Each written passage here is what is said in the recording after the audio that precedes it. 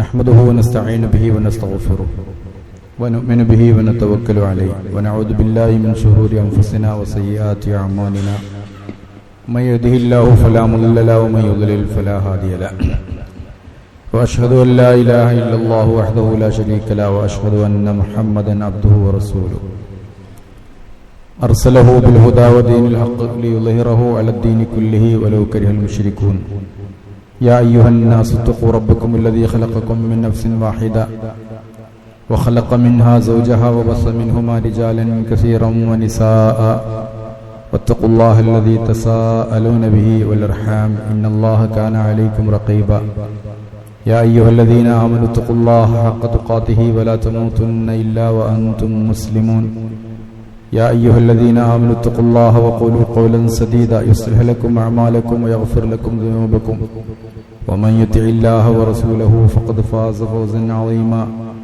ثم أما بعد فإن خير الحديث كتاب الله وخير الهدي هدي محمد صلى الله عليه وسلم وشر الأمور محدثاتها وكل محدثة بدعة وكل بدعة ضلالة أيها الإخوة المؤمنون أوصيكم بتقوى الله أعوذ بالله من الشيطان الرجيم بسم الله الرحمن الرحيم إذا جاء نصر الله والفتح ورأيت الناس يدخلون في دين الله أفواجا فسبح بحمد ربك واستغفر إنه كان توابا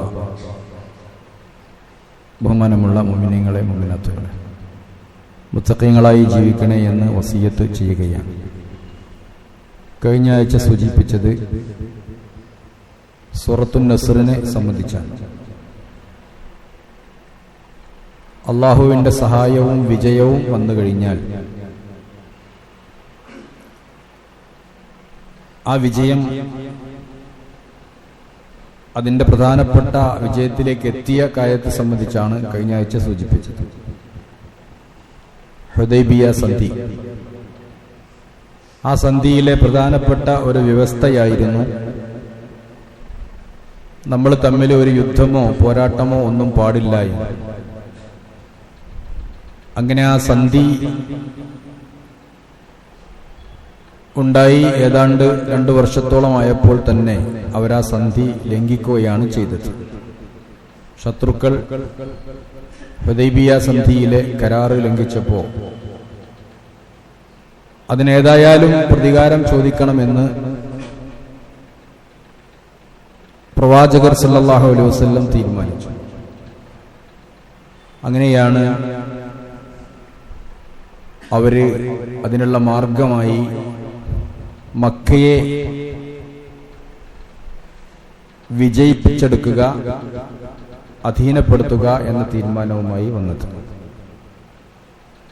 Hudaibiya സന്ധിയിൽ പ്രവാചകന്റെ കൂടെ 1400-ലധികം ആളുകളാണ് ഉണ്ടായിരുന്നത് എങ്കിൽ മക്ക പിടിച്ചെടുക്കാൻ വേണ്ടി മദീനയിൽ നിന്ന് പുറപ്പെട്ടപ്പോൾ 10,000-ഓളം ആളുകൾ പ്രവാചകർ സല്ലല്ലാഹു അലൈഹി വസല്ലമയുടെ കൂടെ ഉണ്ടായിരുന്നു. മാത്രമല്ല ഒരുപാട് ആളുകൾ പരിപൂർണ പിന്തുണ നൽകുകയും ചെയ്തു. ആ ഇടക്ക് അബൂ സുഫിയാനെ പോലെയുള്ള മഹാന്മാരായ ആളുകൾ ഇസ്ലാം മതം സ്വീകരിക്കുകയും ചെയ്തു. എല്ലാം കൊണ്ടും ഒരു വൻ ശക്തിയായി മാറിയിട്ടാണ് മക്ക കീഴടക്കാൻ വേണ്ടി അവർ വന്നത്. പക്ഷേ മക്ക കീഴടക്കാൻ വന്നപ്പോ ശത്രുക്കൾ ആരും കൂടുതൽ എതിരിടാൻ നിന്നില്ല. ശത്രുക്കളുടെ സാന്നിധ്യം പോലുമില്ലാതെ 10,000-ലധികം വരുന്ന പ്രവാചകനും സഹാബികളും ഒക്കെ ആ മക്ക രാജ്യം കീഴ്പ്പെടുത്തുകയാണ്. പ്രവാചകൻ സല്ലല്ലാഹു അലൈഹി വസല്ലം മക്കയിൽ വന്ന് പ്രഖ്യാപിച്ചു, ഇന്ന് മക്ക വിജയിച്ചെടുക്കുകയാണ്. അതുകൊണ്ട് ആരും എതിർക്കാൻ വരേണ്ടതില്ല. വളരെ ശാന്തമായി പ്രവാചകൻ പറഞ്ഞു, ഒമൻ അഗ്ലഖ അലൈഹി ബാബഹു ഫഹുവ ആമിൻ. സ്വന്തം വീട്ടില് വാതിലടച്ചിരുന്നവൻ നിർഭയനാണ്, അവന് പ്രശ്നമല്ല. ശത്രുക്കളുണ്ടെങ്കിൽ സ്വന്തം വീട്ടിൽ വാതിലടച്ചിരുന്നാൽ മതി, പുറത്തിറങ്ങാഞ്ഞാൽ മതി, അവൻ ഞങ്ങൾ പിടികൂടൂല. ഒമൻ ദഖലൽ മസ്ജിദൽ ഹറാമ ഫഹുവ ആമിൻ. ഇനി ആരെങ്കിലും മസ്ജിദുൽ ഹറാമിലേക്ക് വരുന്നുണ്ടെങ്കിൽ, മസ്ജിദുൽ ഹറാമിൽ പ്രവേശിച്ചാൽ അവനും നിർഭയനാണ്, അവനെയും ആരും ഒന്നും ചെയ്യൂല. അതുപോലെ തന്നെ ഒമൻ ദഖല ദാറ അബീ സുഫിയാൻ ഫഹുവ ആമിൻ. അത് നമ്മൾ മനസ്സിലാക്കേണ്ട ഒരു കാര്യമാണ്. അബൂ സുഫിയാന്റെ വീട്ടിൽ ആരെങ്കിലും പോയിരുന്നാൽ അവനും നിർഭയനാണ്. കാരണം അബൂ സുഫിയാൻ കുറച്ചൊക്കെ സ്ഥാനമാനങ്ങളൊക്കെ ആഗ്രഹിക്കുന്ന ഒരാളും കൂടിയാണ്. പ്രത്യേകിച്ച് അദ്ദേഹം ഇസ്ലാമിലേക്ക് വന്ന ആദ്യത്തിലാണ്. അവ അബൂ സുഫിയാനെ ഒന്ന് പുകഴ്ത്തി പറഞ്ഞു, വേറെ പ്രത്യേകം ഒന്നും ഉണ്ടായിട്ടല്ല. അങ്ങനെ ചില ആളുകളൊക്കെ അങ്ങനെയാണ്. ചില കമ്മിറ്റിയോ സംഘടനയൊക്കെ ഉണ്ടാക്കുമ്പോൾ ചില ആളുകൾ എന്തെങ്കിലുമൊക്കെ ഒരു സ്ഥാനം കൊടുത്തില്ലെങ്കിൽ വലിയ ഫിത്തന ഉണ്ടാക്കും. അപ്പോൾ വല്ല അഡ്വൈസറി ബോർഡ് എന്നൊക്കെ പറഞ്ഞൊരു ഭാഗത്ത് ഇരുത്തലാണ്. ഒന്നിനും പറ്റൂല, എന്നാലും അവിടെ ഇരുത്തും. എന്തെങ്കിലും ഒരു പേര് കൊടുത്ത്, അല്ലെങ്കിൽ മുഖ്യ രക്ഷാധികാരികൾ എന്നൊക്കെ പറഞ്ഞിട്ട് അവരെ പേര് എഴുതിയിരുന്നില്ല. അതൊക്കെ പഴയ കാലത്തുണ്ട്. അങ്ങനെ ചില ആവശ്യവുമാണ് അതൊക്കെ എന്നർത്ഥം. അവരൊക്കെ അങ്ങനെ ജീവിച്ച ആളുകളാണ്. ചെറുപ്പക്കാർക്ക് തോന്നും അതിപ്പോ എന്താ, അദ്ദേഹത്തിന്റെ വീടിന് എന്താ പ്രത്യേകത, അദ്ദേഹത്തിന്റെ പേരിപ്പോ നോട്ടീസിലിട്ടിട്ട് എന്താ കാര്യം, അല്ലെങ്കിൽ ആ സംഘടനയിൽ അദ്ദേഹം ഉണ്ടായിട്ട് എന്താ കാര്യം, പ്രായമായില്ലേ വയസ്സായില്ലേ എന്നൊക്കെ തോന്നും. അതല്ല, അവരുടേതായ അംഗീകാരം അങ്ങനെയൊക്കെയുള്ള ആളുകൾ ത്യാഗം ചെയ്ത, ഇപ്പോ അങ്ങനെയൊക്കെ വയ്യാതായ, അല്ലെങ്കിൽ ഒരു ത്യാഗത്തിന് വേണ്ടി മുന്നോട്ട് വരുന്ന ആളുകളൊക്കെ അത്യുന്നത രംഗത്ത് എത്തിച്ച് അവരൊക്കെ ഒന്ന് പുകഴ്ത്തി പറയുക എന്നതൊക്കെ നല്ല കാര്യമാണ്. അങ്ങനെയാണ് അബൂ സുഫിയാന്റെ വീട് പ്രത്യേകം എടുത്തു പറഞ്ഞു. അല്ലാതെ വേറെ അബൂ സുഫിയാന്റെ വീടിന് പ്രത്യേകം ഒന്നും ഉണ്ടായിട്ടില്ല. ഒമൻ ദഖല ദാറ അബീ സുഫിയാൻ ഫഹുവ ആമിൻ. അങ്ങനെ മക്ക വിജയിച്ചെടുത്തു. ആരും എതിരിടാമെന്നില്ല. ആകെ 2 ആളായിട്ടാണ് മരണപ്പെട്ടിട്ടുള്ളത്. ഫതഹ് മക്ക എന്ന് പറയുന്നതിന് 2 ആളെ മരണപ്പെട്ടിട്ടുള്ളൂ. അത് ഏറ്റവും വലിയ വിജയമായിട്ടാണ്. ഇദാ ജാഅ നസ്റുല്ലാഹി വൽ ഫത്ഹു, നിങ്ങൾക്ക് വിജയം വന്നാൽ അത് മക്ക ഫത്ഹാണ്. 8-നാണ് അത് നടക്കുന്നത്. ഹിജറിയുടെ 8-ാമത്തെ വർഷമാണ് നടക്കുന്നത്. നബി സല്ലല്ലാഹു അലൈഹി വസല്ലമ മക്കയിൽ പ്രവേശിച്ചു. ശത്രുക്കളൊക്കെ കീഴടങ്ങി. കഅബത്തിന്റെ ഉള്ളിൽ പോയി. കഅബയുടെ താക്കോൽ വാങ്ങി. ഉസ്മാൻ ഇബ്നു തുൽഹ എന്ന് പറയുന്ന ആളെടുത്താണ് അന്ന് കഅബയുടെ താക്കോൽ. അദ്ദേഹത്തിന് താക്കോല് വാങ്ങി കഅബയുടെ. കഅബ തുറന്നു നോക്കി. അപ്പൊ അതിൽ നിറച്ച് ബിംബങ്ങളാണ്. ഒരുപാട് ബിംബങ്ങൾ കഅബ നിറച്ച് വെച്ചിട്ടുണ്ട്. പ്രവാചകന്റെ കയ്യിൽ ഒരു വടിയുണ്ടായി. ആ വടി കൊണ്ട് പ്രവാചകൻ ഓരോ ബിംബങ്ങളെയും ഇങ്ങനെ കുത്തിയിട്ട് തള്ളിയിട്ടു.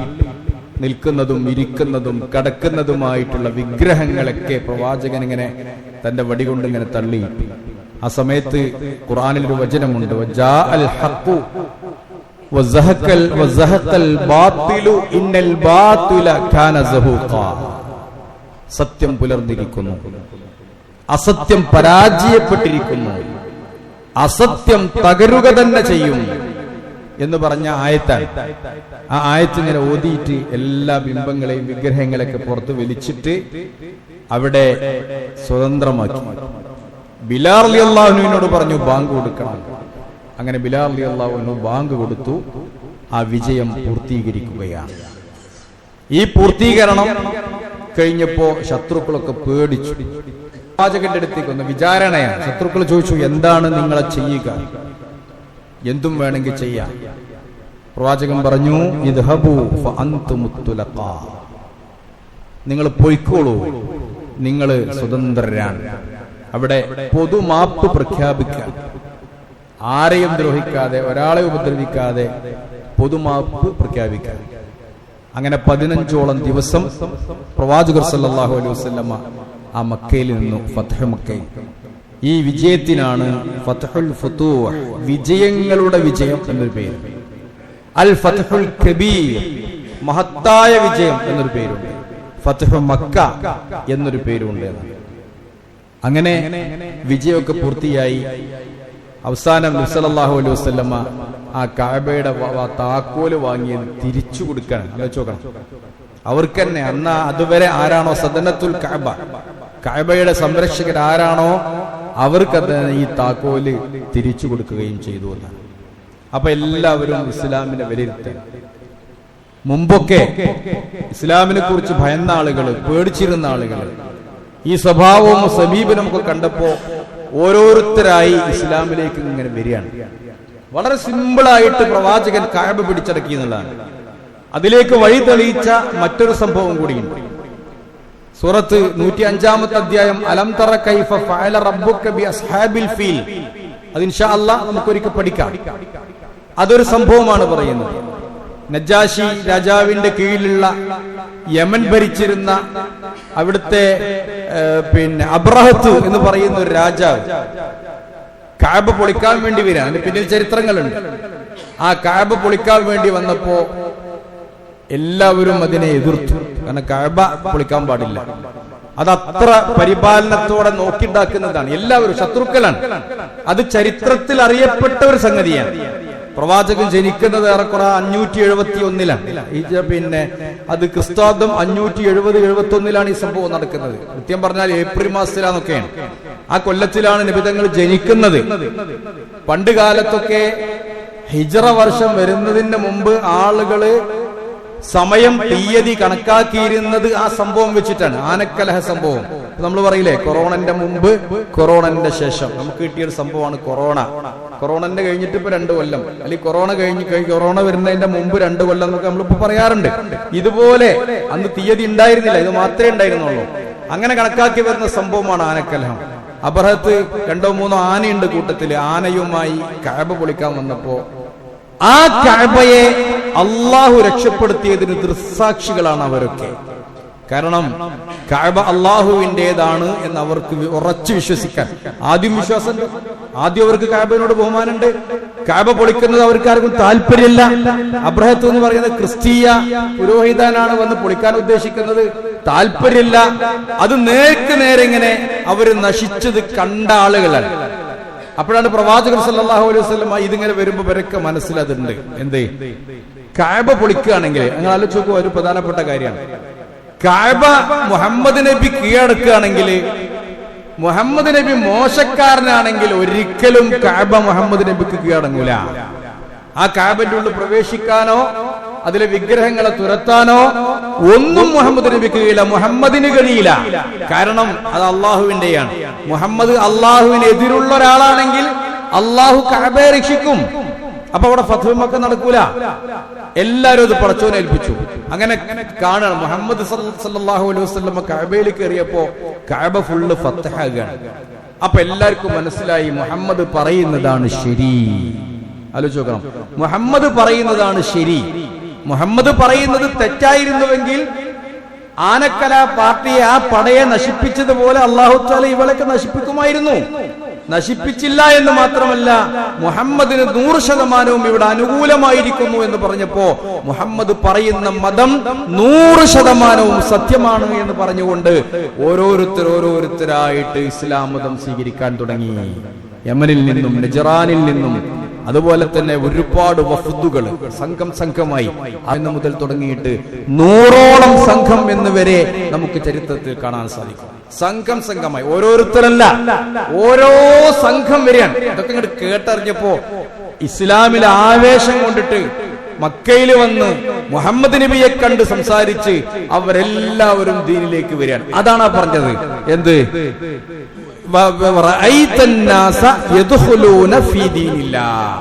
ജനങ്ങളെ നിനക്ക് കാണാം. യദ്ഖുലൂന, അവർ പ്രവേശിക്കുന്നു, ഫീ ദീനില്ലാഹി, അല്ലാഹുവിന്റെ മതത്തിൽ, അഫ്വാജൻ, ഫൗജ് എന്ന് പറഞ്ഞാൽ കൂട്ടം എന്നാണ്, ഒറ്റൊറ്റായിട്ടല്ല, ഫൗജൻ ഫൗജ, കൂട്ടമായിട്ട് പ്രവേശിക്കുന്നു. ഓരോ സംഘമായി പ്രവേശിക്കുന്നു.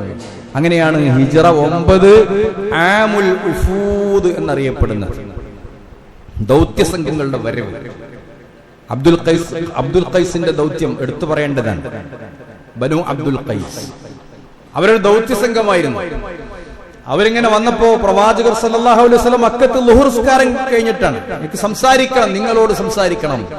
പ്രവാചകൻ പറഞ്ഞു, മർഹബൻ ബിൽ ഖൈസ് ബിലാ ഖിസിയ വലാ നദാമ, നിങ്ങൾക്ക് ധൈര്യമായി സംസാരിക്കാം, നിങ്ങൾക്ക് യാതൊരു നിന്ദയും ആവശ്യമില്ല, നിങ്ങൾക്ക് യാതൊരു ഖേദപ്രകടനവും ആവശ്യമില്ല.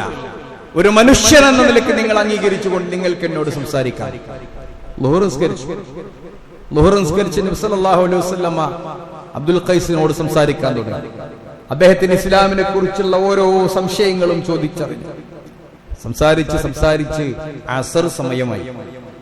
അസർ സമയമായപ്പോ അസർ നിസ്കരിച്ചു. എന്നിട്ട് നബി തങ്ങൾ അസറിന്റെ ശേഷം 2 റക്അത്ത് സുന്നത്ത് നിസ്കരിച്ചു. സാധാരണ അസറിന്റെ ശേഷം സുന്നത്തില്ല. സുന്നത്ത് അസറിന്റെ ശേഷം പ്രബലമായ എന്താ പറയാ റവാത്തിബ് സുന്നത്തില്ല. ളുഹറിന്റെ മുമ്പും ളുഹറിന്റെ ശേഷവും സുന്നത്തുണ്ട്. 4 റക്അത്ത് വീതം നിസ്കരിക്കാം. 4 ഉണ്ട്. അപ്പോ നബിതങ്ങള് അബ്ദുൽ ഖൈസിനോട് സംസാരിച്ചു കൊണ്ടിരിക്കുമ്പോ ഈ സുന്നത്ത് നിസ്കരിക്കാതെയാണ് സംസാരം തുടങ്ങിയത്. പിന്നെ അവിടെ ഉണ്ടായത് ബാങ്ക് കൊടുക്കുക ചെയ്തത്. ബാങ്ക് കൊടുത്തപ്പോ അസർ നിസ്കരിക്കുകയാണ് ചെയ്തത്. അപ്പൊ ളുഹറിന്റെ ശേഷമുള്ള സുന്നത്താണ് അസറിന്റെ ശേഷം നിസ്കരിച്ചത്. അപ്പൊ പണ്ഡിതന്മാർ ഇപ്പോഴും പറയുന്നുണ്ട് ഒരു മസ്അല അങ്ങനെയാണ്. ഇപ്പൊ ഒരാൾ ളുഹർ നിസ്കരിച്ചു, 2 റക്അത്ത് സുന്നത്ത് നിസ്കരിക്കാൻ സമയം കിട്ടിയില്ലെങ്കിൽ സമയം കിട്ടുമ്പോ അവന് നിസ്കരിക്കാം. ഖളാ എന്ന് പറയേണ്ടതില്ല, ഖളാ ഇല്ലല്ലോ, കാരണം അത് നിർബന്ധമല്ല, നിസ്കരിക്കാം എന്നർത്ഥം. അപ്പൊ ളുഹറിന്റെ ശേഷം ഒരാൾക്ക് സുന്നത്ത് നിസ്കരിക്കാൻ കഴിഞ്ഞില്ലെങ്കിൽ അസറിന്റെ ശേഷം അത് നിസ്കരിക്കാം. സുബഹിന്റെ സുന്നത്ത് സുബഹിന്റെ മുമ്പ് നിസ്കരിക്കാൻ കഴിഞ്ഞില്ലെങ്കിൽ സുബഹിന്റെ ശേഷം സാധാരണ സുന്നത്തില്ല, സുബഹിന്റെ മുമ്പാ സുന്നത്ത്. അപ്പൊ സുബഹിന്റെ മുമ്പുള്ള സുന്നത്ത് നിസ്കരിക്കാൻ പറ്റിയില്ലെങ്കിൽ സുബഹി നിസ്കരിച്ചതിന്റെ ശേഷം നിസ്കരിക്കാം എന്നൊരു മസ്അല അതിലുണ്ട്. നിങ്ങൾ ആലോചിച്ചു. അപ്പൊ അബ്ദുൽ ഖൈസ് വളരെ സന്തോഷത്തോടു കൂടി പ്രവാചകനോട് സംസാരിച്ചു എന്ന്. അതുപോലെ തന്നെ മറ്റൊരു വഫ്ദ് പറയുന്നത് ളുമാമത്ത് ഇബ്നു സഅലബ എന്ന് പറയുന്ന മറ്റൊരു വഫ്ദ്, ഒരു സംഘം ആളുകൾ വരികയാണ്. ളുമാമത്ത് ഇങ്ങനെ വന്നു. മക്കയിൽ 15 ദിവസം നബി ഉണ്ടാകണം. അതിന്റെ ഇടയിൽ നടക്കുന്ന 2 സംഭവമാണ് ഞാൻ പറയുന്നത്. ളുമാമത്ത് ഇബ്നു സഅലബ വന്ന് ഇങ്ങനെ നോക്കി. അപ്പൊ നബിയെ തിരിച്ചറിയുന്നില്ല. അത് നമ്മൾ സാധാരണ പറയും. ഒരാള് മുയിലേരാന്ന് തെളിയിക്കാൻ ഓനൊരു തലയെ കെട്ടും, പിന്നൊരു കെട്ടും, പിന്നൊരു തൊപ്പിയും, പിന്നൊരു കുപ്പായും, പിന്നൊരു വേറെ കൂടി ഒരു ടെക്സ്റ്റൈൽസ് മോഡൽ കുറെ വാങ്ങി വെച്ച് തുണിക്കഷ്ടത്തിന്റെ എണ്ണം കൂട്ടിയിട്ട് ആളുടെ പാണ്ഡിത്യം അളക്കുന്ന ഒരുപാട് ആൾക്കാരുണ്ട്. അതിന്റെ ഒന്നും കാര്യമില്ല. സാധാരണക്കാർ അതുപോലെ പ്രത്യേക വസ്ത്രം, അറബിയുള്ള വസ്ത്രം തിരിച്ചാലേ ശരിയാകുള്ളൂ. അങ്ങനെ അറബിയുള്ള വസ്ത്രം, നമുക്ക് നമ്മുടേതായ ഒരു പാരമ്പര്യമുണ്ട്. ഔറത്തും അറിയണം, അതുപോലെ തന്നെ വൃത്തി ഉണ്ടാവണം, ആ രാജ്യത്തിനിണങ്ങിയ ഒരു വസ്ത്രം, അതൊക്കെയാണ് നല്ലത്. അല്ലാതെ അറബികളുടെ ഒരു കുപ്പായിടുമ്പോഴേക്ക് ഞാൻ വലിയൊരാളാന്ന് വിചാരിക്കേണ്ട ആവശ്യമില്ല. അങ്ങനത്തെ തൊപ്പിയും കുപ്പായത്തിന്റെ ഒന്നും ആവശ്യമില്ല. അതൊന്നും ഇസ്ലാം പഠിപ്പിച്ചിട്ടില്ല. അതൊക്കെ ചില മര്യാദകൾ വേണമെങ്കിൽ ചെയ്യാം ചില സന്ദർഭത്തിൽ നിൽക്കുമ്പോൾ. നോക്കൂ, പ്രവാചകർ സല്ലല്ലാഹു അലൈഹി വസല്ലമയെ തിരിച്ചറിയാൻ പോലും കഴിയില്ല. കൂട്ടത്തിലൊരാളാണ്. അല്ലാതെ കുറെ കുപ്പായിട്ടിട്ടും കയ്യിലൊരു പച്ചമുണ്ടും അല്ലെങ്കിൽ തൊപ്പിയും അങ്ങനെയൊന്നല്ല, കൂട്ടത്തിലൊരാളാണ്. ളുമാമത്ത് ഇബ്നു സഅലബ കയറി വന്നിട്ട് ഇങ്ങനെ നോക്കാൻ കുറെ ആളുകൾ ഇരിക്കുന്നുണ്ട്. നബിയെ തിരിച്ചറിയില്ല. അദ്ദേഹം ചോദിച്ചു, അയ്യുക്കും മുഹമ്മദ്. അത്രേ ഉള്ളൂ. അല്ല ആലോചിച്ചു, നമ്മുടെ നാട്ടിൽ അങ്ങനത്തെ ഒരാളെ തിരിച്ചറിയാതിരിക്കൂലേ? അയാൾക്ക് എന്തെങ്കിലും അടയാളങ്ങൾ ഉണ്ടാവും. അയാളൊരു വലിയ പണ്ഡിതനാണെന്ന് തെളിയിക്കാൻ, അല്ലെങ്കിൽ വലിയൊരു മൊയിലേരാന്ന് തെളിയിക്കാൻ എന്തെങ്കിലുമൊക്കെ ഒരു അടയാളം വെച്ച് കെട്ടിയിട്ടാണ് മൂപ്പര് നടക്കുക. പാടില്ല എന്നാ പറയുന്നത്. അങ്ങനെ ഇല്ല ഇസ്ലാമില്. സാധാരണ വേഷത്തിൽ നടന്നാൽ മതി. ആളുകളെ സോപ്പിടാൻ വേണ്ടിയിട്ടുള്ള തരികടകാണൊന്നും കാണിക്കേണ്ട ആവശ്യമില്ല. സാധാരണ മനുഷ്യന്റെ വേഷം. അയ്യുക്കും മുഹമ്മദ്, ആരാണ് നിങ്ങളുടെ കൂട്ടത്തിൽ മുഹമ്മദ് ചോദിക്കാൻ. ആരാണ് നിങ്ങളുടെ കൂട്ടത്തിൽ മുഹമ്മദ്? അപ്പൊ കാണിച്ചു കൊടുത്തു ആയിരിക്കുന്ന ആളാണ്. ചോദിച്ചു, കുറെ സംസാരിക്കാനുണ്ട്. നബി തങ്ങൾ പറഞ്ഞു, സംസാരിക്കാൻ, ഒന്നും പേടിക്കണ്ട, ഒരു നിന്ദ്യതയില്ല, സ്വസ്ഥായിട്ടൊരു മനുഷ്യന്മാർ സംസാരിക്കും പോലെ സംസാരിക്കാം. അദ്ദേഹം ചോദിച്ചു, അള്ളയാണോ നിങ്ങളെന്ന് പറഞ്ഞയച്ചത്? അള്ളയാണ് പറഞ്ഞയച്ചത്. അള്ള നിസ്കരിക്കാൻ പറഞ്ഞിട്ടുണ്ടോ? നിസ്കരിക്കാൻ പറഞ്ഞിട്ടുണ്ട്. 5 നേരം നിസ്കരിക്കണോ? 5 നേരം നിസ്കരിക്കണം. അതുപോലെ തന്നെ നോമ്പ് നോൽക്കാൻ പറഞ്ഞിട്ടുണ്ടോ? റമദാൻ മാസമായാൽ അതെ, നോമ്പ് നോൽക്കാൻ പറഞ്ഞിട്ടുണ്ട്. ധനമൊക്കെ നമ്മൾ സമ്പാദിച്ചിട്ടുണ്ടാക്കി അതിന് സക്കാത്ത് കൊടുക്കാൻ പറഞ്ഞിട്ടുണ്ടോ? സക്കാത്ത് കൊടുക്കാനും പറഞ്ഞിട്ടുണ്ട്.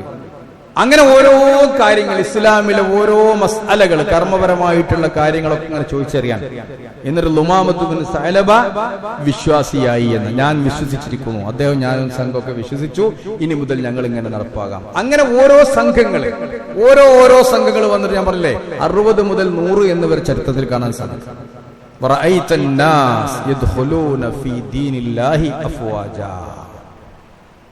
അങ്ങനെ ആ ദൗത്യം പൂർത്തീകരിക്കുക. ലക്ഷക്കണക്കിന് ആളുകൾ ഉണ്ടായി ഹജ്ജത്തുൽ വദാഇൽ.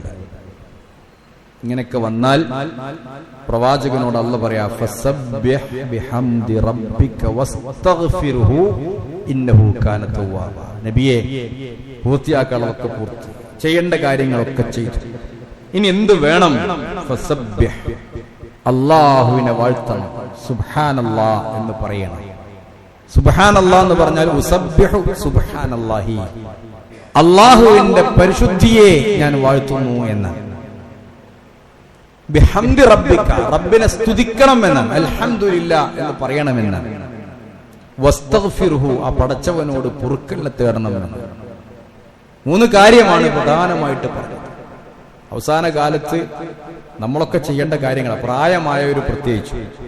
നമ്മുടെയൊക്കെ അത്യാവശ്യം കാര്യങ്ങളൊക്കെ കഴിഞ്ഞു, ജോലിയൊക്കെ കിട്ടി, അതിന്നൊക്കെ റിട്ടയർഡായി, കുട്ടികൾക്കൊക്കെ ജോലിയായി, മക്കളൊക്കെ കെട്ടിച്ച് നല്ലൊരു വീടായി, ഇനി സ്വസ്ഥമായിട്ട് ഇങ്ങനെ ഇരിക്കുമ്പോ അൽഹംദുലില്ലാഹ്, സുബ്ഹാനല്ലാഹ്, അസ്തഗ്ഫിറുല്ലാഹ് എന്നൊക്കെ പറഞ്ഞിട്ട് പരലോകത്തിന്റെ കാര്യമൊക്കെ ആലോചിച്ചിരിക്കണമെന്ന ഒരു സൂചന അതിലാണ്.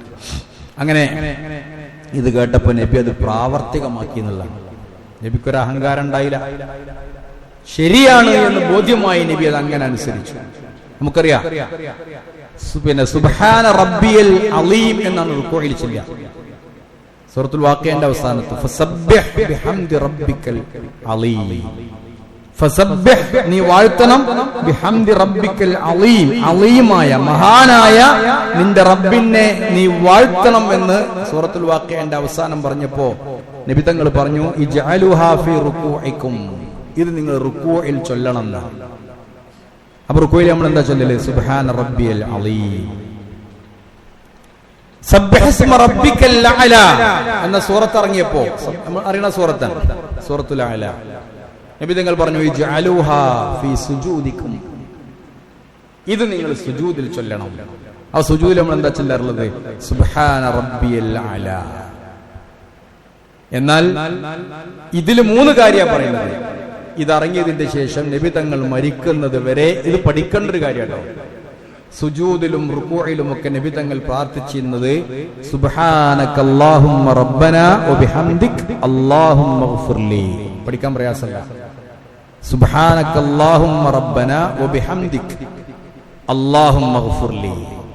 സുബ്ഹാനകല്ലാഹുമ്മ, റബ്ബേ നിന്നെ സ്തുതിക്കുന്നു, റബ്ബന പടച്ചോനെ, വബിഹംദിക, ഹംദോടുകൂടി, അല്ലാഹുമ്മ ഗ്ഫിർലി, അല്ലാഹുവേ എനിക്ക് പുറത്തു തരണേ. ഫസബ്ബിഹ് ബിഹംദി റബ്ബിക, റബ്ബിനെ ഹംദ് ചെയ്യുക, തസ്ബീഹ് ചെയ്യുക, വസ്തിഗ്ഫാർ നടത്തുക. ഈ 3 കാര്യങ്ങള് പിന്നെ നബി സല്ലല്ലാഹു അലൈഹി വസല്ലമ 80 ദിവസത്തോളല്ലേ ഉണ്ടായിട്ടുള്ളത്. ആ ജീവിതകാലം മുഴുവനും സുജൂദിലും റുക്കൂഇലും നബി തങ്ങൾ പ്രാർത്ഥിച്ചിരുന്നു എന്നാണ്. അതുകൊണ്ട് നമ്മളൊക്കെ മനസ്സിലാക്കേണ്ട ഒരു കാര്യം, നമ്മളൊക്കെ 2ാം ക്ലാസ്സിൽ പണ്ട് പഠിച്ചു. സുജൂദിൽ സുബ്ഹാന റബ്ബിയൽ അലീം, റുക്കൂഇൽ സുബ്ഹാന റബ്ബിയൽ അലീം. ഇതന്നെയാണ് ഇപ്പോഴും നമ്മൾ ചെയ്യുന്നത്. നിങ്ങൾക്കറിയോ 5ഓ 6ഓ ഒക്കെ പ്രാർത്ഥനകള് സുജൂദിലും റുക്കൂഇലും ചൊല്ലാൻ വന്നിട്ടുണ്ട്. കർമ്മശാസ്ത്ര പണ്ഡിതന്മാർ പറയുന്നത് അതിങ്ങനെ മാറി മാറി ചൊല്ല. സുന്നത്തിലൊക്കെ പ്രത്യേകിച്ച് ഇമാമ് കുറച്ച് വേഗത്തിൽ നിസ്കരിക്കണം. മുപ്പരിങ്ങനെ കുറെ ചെല്ലാൻ നിൽക്കാൻ പാടില്ല. മഅ്മൂമിങ്ങൾക്ക് ഇഷ്ടമുള്ളതൊക്കെ ചെല്ലാം. അതുപോലെ തന്നെ സുന്നത്ത് നിസ്കാരങ്ങളിൽ ഇഷ്ടം പോലെ ചൊല്ലാം. തറാവീഹ് നിസ്കരിക്കുമ്പോൾ ഇഷ്ടം പോലെ ചൊല്ലാം. മാറി മാറി ഇങ്ങനെ ചൊല്ലണം എന്നാണ്. അപ്പൊ എന്തൊക്കെ സുജൂദ് ചൊല്ല? സുബ്ഹാനകല്ലാഹുമ്മ റബ്ബനാ വബിഹംദിക അല്ലാഹുമ്മ ഗ്ഫിർലി, സുബ്ഹാന റബ്ബിയൽ അഅല എന്ന് ചൊല്ലാം. ഒപ്പം തന്നെ സുബ്ഹാന റബ്ബിയൽ അഅല വബിഹംദിഹി എന്നും ചൊല്ലാം. സബ്ബൂഹുൻ ഖുദ്ദൂസുൻ റബ്ബുൽ മലായികത്തി വറൂഹ്, അതും സുജൂദിലും റുക്കൂഇലും ചൊല്ലുന്ന പ്രാർത്ഥനയാണ്. സബ്ബൂഹുൻ എന്നാണ് സുബ്ഹാനല്ലാഹ്, സബ്ബൂഹ്, ഖുദ്ദൂസ് പരിശുദ്ധനാണ്, റബ്ബുൽ മലായികത്തി വറൂഹ്. അല്ലെങ്കിൽ അല്ലാഹുമ്മ ലക സജദ്തു വബിക ആമൻതു വഖലഅ ലക സംഇ വബസ്രി, പടച്ചോനെ നിനക്ക് വേണ്ടിയാണ് ഞാൻ ഈ സുജൂദ് നിർവഹിക്കുന്നത്. ഇങ്ങനെ 4-5 ദിക്റുകൾ സുജൂദിൽ ചൊല്ലാൻ വേണ്ടി പ്രവാചകനിൽ നിന്ന് തന്നെ സഹീഹായ ഹദീസുകളിൽ റിപ്പോർട്ട് ചെയ്തു വന്നിട്ടുണ്ട്. ഇത് നമ്മൾ അറിയണം കേട്ടോ, ഇതറിയണം എന്ന് പറഞ്ഞാൽ സുജൂദിൽ സുബ്ഹാന റബ്ബിയൽ അഅല മാത്രമല്ല, അതേപോലെ തന്നെ റുക്കൂഇലും, ഇതൊക്കെ റുക്കൂഇലും ചൊല്ലാം. എന്ത്? സുബ്ഹാനകല്ലാഹുമ്മ റബ്ബനാ വബിഹംദിക അല്ലാഹുമ്മ ഗ്ഫിർലി. അതുപോലെ തന്നെ സുബ്ഹാന റബ്ബിയൽ അലീം വബിഹംദിഹി അല്ലെങ്കിൽ സുബ്ഹാന റബ്ബിയൽ അലീം എന്ന് മാത്രം, അല്ലെങ്കിൽ അല്ലാഹുമ്മ ലക റകഅതു വബിക ആമൻതു എന്ന് പറയുന്ന പ്രാർത്ഥന, അല്ലെങ്കിൽ സബ്ബൂഹൻ ഖുദ്ദൂസുർ റബ്ബുൽ മലായികത്തി വറൂഹ് എന്ന് പറയുന്ന പ്രാർത്ഥന, എല്ലാം സഹിയാണ്. അപ്പൊ ഈ പ്രാർത്ഥനകളൊക്കെ സുജൂദിലും റുകൂഇലും മാറി മാറി ചൊല്ലാം. ഒന്ന് പടച്ചവനോട് തസ്ബീഹ് നടത്തുക. സുബ്ഹാൻ, ഖുർആനിൽ ഒരുപാട് സ്ഥലത്ത് കാണാം സുബ്ഹാനല്ലദീ അസ്റാ ബിഅബ്ദിഹി എന്നൊക്കെ പറഞ്ഞിട്ട് സുബ്ഹാനഹു വ തആല അമ്മാ യുശ്രികൂൻ. ആ തസ്ബീഹാൻ പടച്ചവനെ എല്ലാവിധ ശിർക്കിൽ നിന്നും ഒരളവ് പോലും ശിർക്ക് നമ്മുടെ തൗഹീദിൽ ഉണ്ടാകാൻ പാടില്ല, ആദർശത്തിൽ ഉണ്ടാകാൻ പാടില്ല. ഇന്നല്ലാഹ ലാ യഗ്ഫിറു അൻ യുശ്റക ബിഹി, ശിർക്ക് അല്ലാഹു ഒരിക്കലും പൊറുക്കൂല. വയഗ്ഫിറു മാ ദൂന ദാലിക ലിമൻ യശാ, ബാക്കി എന്തും അല്ലാഹു തആല പൊറുത്തരും. അഹ്ലുസുന്നത്തി വൽ ജമാഅത്തിന്റെ വിശ്വാസപ്രകാരം ഒരാള് ശിർക്കില്ലാതെ മരണപ്പെട്ടാൽ അവൻ അത്യാവശ്യം ശിക്ഷ കിട്ടിയാൽ തന്നെ അവനൊരു കാലത്ത് സ്വർഗത്തിലേക്ക് പോകാം എന്നതാണ് അഹ്ലുസുന്നത്തി വൽ ജമാഅത്തിന്റെ വിശ്വാസമായിട്ട് പണ്ഡിതന്മാർ എണ്ണുന്നത്. അതുകൊണ്ട് ശിർക്ക് ഒരിക്കലും പാടില്ല. അതിൽ നിന്നുള്ള തസ്ബീഹ്, അതുപോലെ തന്നെ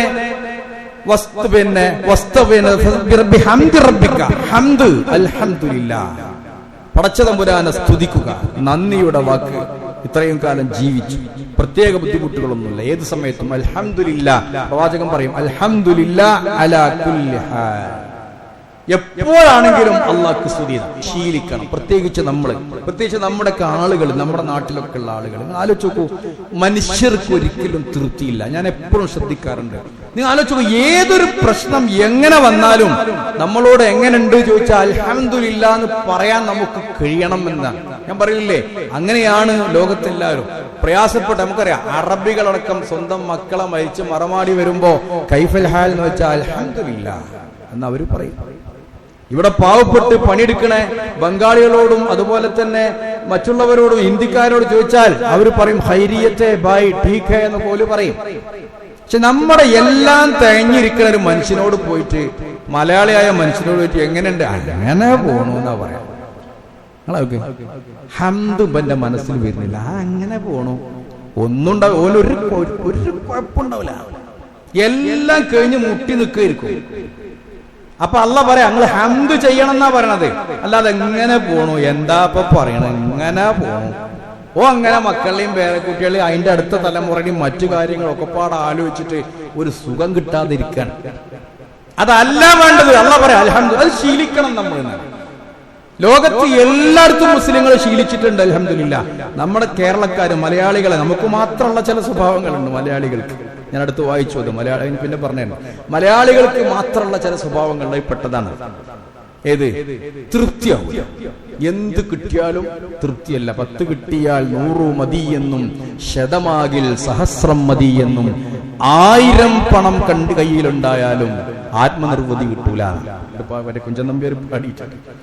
എത്ര കിട്ടിയാലും 10 ഉറുപ്പ്യ കിട്ടിയ 100 ഉറുപ്പ്യ. യാദൃച്ഛികമായി ഇന്നലെ ഒരു സ്ഥലത്ത് നിന്ന് ഭക്ഷണം കഴിക്കുമ്പോൾ കുറച്ച് ഭക്ഷണം കഴിച്ചു. ഇനി വേണോന്ന് വെച്ചു. അല്ല വേണ്ട, മതിയായിരുന്നു. അപ്പൊ അദ്ദേഹം പറയാണ്, മുസ്ലിം, അദ്ദേഹം പറയാം, മനുഷ്യൻ ചോറ് കഴിക്കുമ്പോ മാത്രമേ മതി എന്ന് പറയുള്ളൂ, വേറെ എന്ത് കൊടുത്താലും മതി എന്ന് പറയില്ല. ഇതിപ്പോ പൈസ നിങ്ങൾ മതി എന്ന് പറയോ? നിങ്ങൾക്ക് കുറെ പൈസ എന്നിട്ട് ലക്ഷക്കണക്കിന് ഇനി വേണോ വെച്ചാൽ നമ്മൾ മതി എന്ന് പറയാം. അയാൾ ഇന്നലെ പഠിപ്പിച്ച ഒരു പാഠമാണ്, അപ്പോ ഒരു അനുഭവമാണ്. അപ്പൊ നമ്മൾ അങ്ങനെയാണ്, നമ്മൾ തൃപ്തിയാവണം. അതാണ് ബിഹംദി റബ്ബിക, റബ്ബിനെ സ്തുതിക്കണം.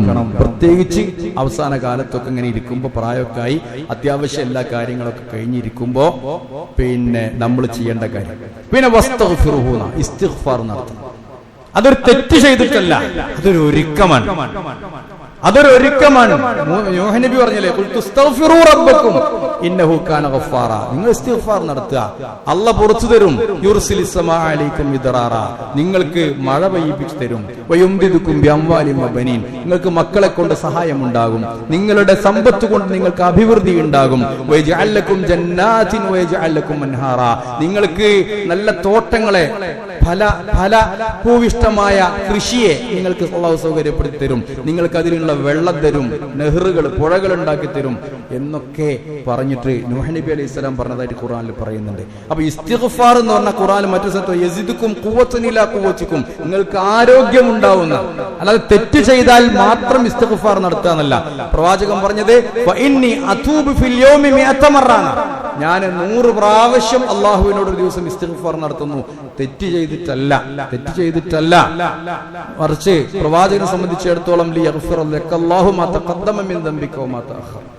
എല്ലാം അല്ലാഹു പുറത്തു കൊടുത്തിട്ടുണ്ട്. വരാൻ പോകുന്നതും വന്നതൊക്കെ പുറത്തു കൊടുത്തിട്ടുണ്ട്. എന്നിട്ടും പ്രവാചകൻ സല്ലല്ലാഹു അലൈഹി വസല്ലം രാത്രി നിസ്കരിക്കും. കാലിൽ നീര് വരും. ആലോചിച്ചു, ഒരു തെറ്റും ചെയ്യാത്ത പ്രവാചകൻ ഒരു ദിവസം 100 തവണയാണ്. നമ്മളോ ഒരു ദിവസം 100 കണക്കിന് തെറ്റ് ചെയ്യുന്ന നമ്മൾ ആത്മാർത്ഥമായിട്ട് ഒരു പ്രാവശ്യം കൂടി അസ്തഗ്ഫിറുല്ലാഹ് ചിലപ്പോൾ പറഞ്ഞിട്ടുണ്ടാവില്ല.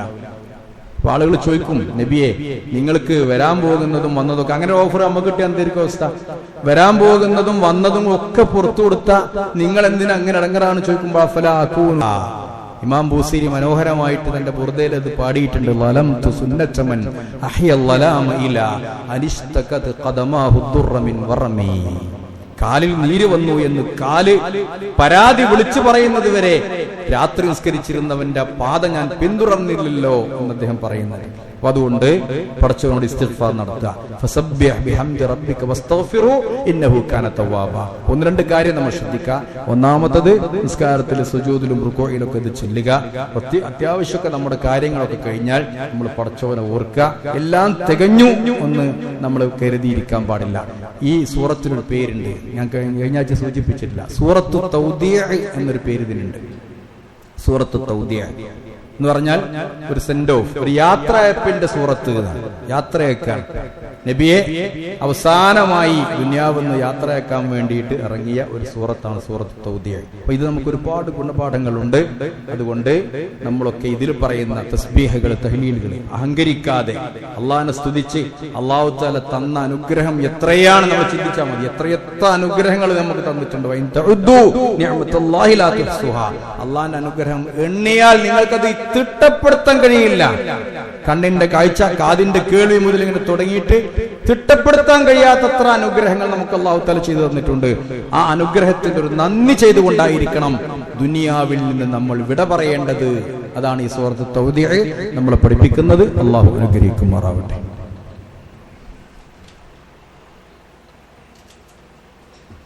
الحمدلله رب العالمين والعاقبة للمتقين ولا عدوان إلا على الظالمين وأصلي وأسلم على خاتم الأنبياء والمرسلين نبينا محمد وآله وصحبه أجمعين أما بعد اتقوا الله عباد الله. ബഹുമാനിയരെ, സൂറത്തിന്റെ അവസാനത്തെ ആയത്ത് ഇന്നഹു കാന തവ്വാബ, അല്ലാഹു തആല പശ്ചാത്താപം സ്വീകരിക്കും എന്നതാണ്. തവ്വാബ് എന്ന് പറഞ്ഞാൽ അങ്ങേയറ്റം പശ്ചാത്താപം സ്വീകരിക്കുന്നവൻ. നമ്മൾ റബ്ബിനോട് നമ്മുടെ കാര്യങ്ങളും ആവലാദികളും എന്തും പടച്ച തമ്പുരാനെ നമ്മളെ ഏൽപ്പിച്ചാൽ അല്ലാഹു തആല തീർച്ചയായും അത് സ്വീകരിക്കും. ലൗ ബലഗത് ദുനൂബക സമാ, നിന്റെ തെറ്റ് ആകാശം വരെ ഉണ്ടായാലും സുമ്മസ്തഗ്ഫർതനി ഗഫർതു ലക, നീ എന്നോട് പൊറുക്കലിനെ തേടിയാൽ ഞാൻ നിനക്ക് പുറത്തു തരുമെന്ന്. നമ്മളെത്ര അങ്ങനെയാണല്ലോ. അപ്പൊ നമ്മുടെ ഒരു മക്കളെ, നമ്മുടെ കുട്ടികളെ നമ്മൾ വീട്ടിൽ നിന്ന് പുറത്താക്കിയാൽ ആ കുട്ടി തിരിച്ചു വരികയാണെങ്കിൽ ഇനി പ്രയാസമൊന്നും ഉണ്ടാക്കൂല എന്ന് തിരിച്ചു വന്നാൽ അതിന് റെക്കമെൻഡിന്റെ ആവശ്യമൊന്നുമില്ല. നമ്മൾ തന്നെയാണ് അവനെ മടക്കിയെടുക്കാൻ ഏറ്റവും അർഹൻ. ആ നിലക്കാണ് ഇന്നഹു കാന തവ്വാബ, ഇന്നഹു തീർച്ചയായും അവൻ കാന തവ്വാബ, അങ്ങേയറ്റത്തെ പശ്ചാത്താപം സ്വീകരിക്കുന്നവരായിരിക്കുന്നു എന്നാണ്. അപ്പൊ റബ്ബിനോട് ദുനിയാവിന്ന് വിട പോകാൻ പറഞ്ഞിട്ട് വിട പോകാനാവുമ്പോ, ദുനിയാവിന്ന് വിട പറയാനാവുമ്പോഴൊക്കെ അതിനൊരു ടൈമൊന്നുമില്ല കേട്ടോ. ദുനിയാവിന്ന് പോകാന്ന് ടൈമൊന്നുമില്ല. പ്രായമാവട്ടെ എന്ന് ചെറുപ്പക്കാർ അങ്ങനെ തെറ്റിദ്ധരിക്കണ്ട. പ്രായമായിട്ടില്ല, ഒരു 80 വയസ്സായിട്ടിരുന്ന് ചെല്ലൽ തുടങ്ങാമെന്നും വിചാരിക്കണ്ട. അപ്പൊ ചെല്ലാന്ന് ചിലപ്പോൾ അവസരം കിട്ടിയെന്ന് വരില്ല. അതുകൊണ്ട് നമ്മളൊക്കെ ദുനിയാവെന്ന് വിട പറയും എന്നൊരു ധാരണ ഉണ്ടെങ്കിൽ പടച്ച തമ്പുരാനിലേക്ക് എപ്പോഴും ആ സ്ഥലം, അതിനെക്കുറിച്ച് നമ്മൾ എപ്പോഴും ആലോചിക്കുക, പരലോകത്തെ കുറിച്ച് ആലോചിക്കുക. അതുകൊണ്ട് ഗുണാലോചിക്കുക. അങ്ങനെ ഉണ്ടെങ്കിൽ പേടിക്കാനില്ല. നമ്മളിതൊക്കെ ചെയ്താൽ, ചെയ്യേണ്ട കാര്യങ്ങളൊക്കെ ചെയ്താൽ ഇന്നഹു കാന തവ്വാബ, തീർച്ചയായും അല്ലാഹു അത് സ്വീകരിക്കും. ഈ കാര്യം നമ്മൾ മറക്കരുത്. അൽ മുഅ്മിനീന വൽ മുഅ്മിനാത്ത് വൽ മുസ്ലിമീന വൽ മുസ്ലിമാത്ത് അൽ അഹ്യാഇ മിൻഹും വൽ അംവാത്ത് ഇന്നക മുജീബുദ് ദഅവാത്ത് വഖാദിൽ ഹാജാത്ത് റബ്ബനാ ളലംനാ അൻഫുസനാ വഇല്ലം തഗ്ഫിർ ലനാ വതർഹംനാ ലനകൂനന്ന മിനൽ ഖാസിരീൻ. اللهم أعز الإسلام والمسلمين وأذل الشرك والمشركين ودمر أعداءك أعداء الدين. ربنا ظلمنا أنفسنا وإن لم تغفر لنا وترحمنا لنكونن من الخاسرين. ربنا تقبل منا إنك أنت السميع العليم وتب علينا إنك أنت التواب الرحيم. ربنا هب لنا من أزواجنا وذرياتنا قرة أعين واجعلنا للمتقين إماما. اللهم ربنا آتنا في الدنيا حسنة وفي الآخرة حسنة وقنا عذاب. اغفر لنا ولإخواننا الذين سبقونا بالإيمان ولا تجعل في قلوبنا غلا للذين آمنوا. ربنا إنك رؤوف رحيم.